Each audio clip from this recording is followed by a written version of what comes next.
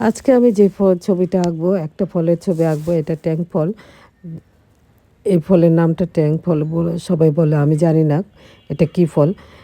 ছবিটা আঁকার চেষ্টা করছি, জানি না কতটুকু করতে পেরেছি। আপনারা ছবিটা দেখে আমাকে বলবেন যে কীরকম হয়েছে ছবিটা আঁকা বা যে কালার করা। প্রথমে আমি ড্রয়িংটা করে নিয়েছি, এখন আমি কালার করছি। যেহেতু নিচের অংশটুকুর মধ্যে ছায়া পড়ে, ছায়ার জন্য আমি কালো রঙটা দিয়েছি। এখন আমি লাল রঙটা দিয়ে দিচ্ছি, কালো রঙটার সাথে লাল রঙ মিক্সড করে দিয়ে দিচ্ছি।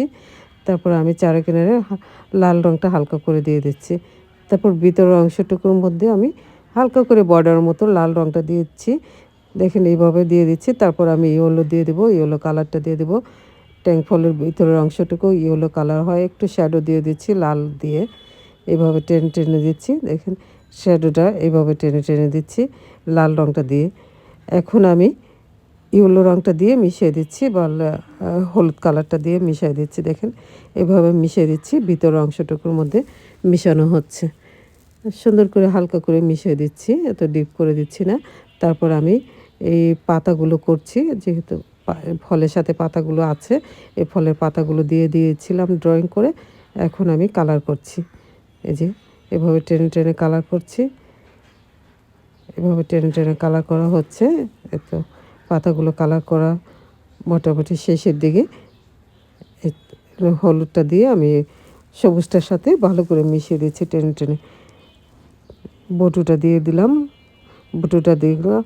এখন আমি যেহেতু ফলটা কাটা অংশ আঁকা আছে, ড্রয়িং করা আছে, এটার থেকে ভিতরে যে অংশটুকু বের হয়ে আসছে মাটির মধ্যে বা টেবিলের মধ্যে যেখানে হোক পড়ে আছে, এই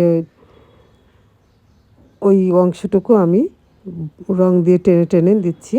যে কাটা অংশের ভিতর থেকে যে রসগুলো বা ফলের ইগুলো বেরিয়ে আসছে, ওইটা আমি রং দিয়ে আঁকার চেষ্টা করছি।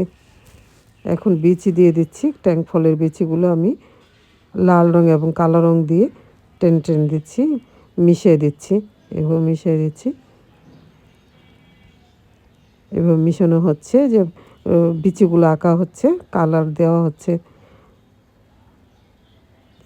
এই যে রসটা ভিতরের ফলের এইটা রসগুলো পড়ে আছে মাটিতে, ওটা দিয়ে দিচ্ছি। ব্লু কালার দিয়েছি, রেড কালার দিয়েছি এবং ব্লু কালার, ডিপ ব্লু কালারটাও দিয়ে দিয়েছি।